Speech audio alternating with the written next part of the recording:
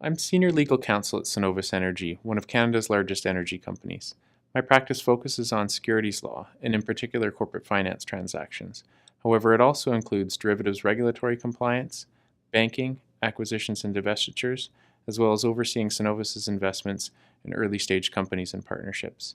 I chose to practice in these areas in large part because I had completed an undergraduate degree in economics and spent 2 years in the financial services industry prior to going to law school.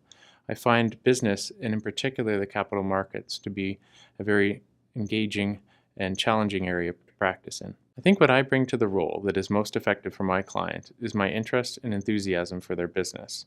I find I'm able to utilize that knowledge to take a pragmatic, solutions-oriented approach to achieving their business objectives. I think increasingly leaders who have a good understanding of both business and legal issues will be in even greater demand.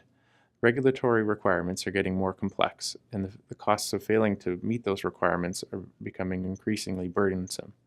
Accordingly, lawyers who truly understand their client's business will be absolutely indispensable going forward. I find the practice of law to be very meaningful. I'm very fortunate at Cenovus to work with some very talented business colleagues and lawyers who challenge me to be at my best every day. It's a great pleasure to work on transactions that are of benefit to Cenovus, my colleagues, our shareholders, and the communities. I find I'm able to communicate it effectively with my client because I'm so keenly interested in their business.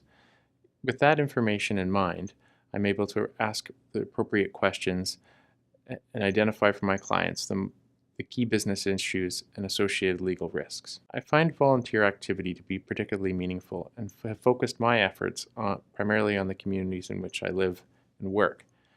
When I was an undergraduate, I focused my efforts on the Queen's University Food Bank, which primarily benefited students in the Queen's community.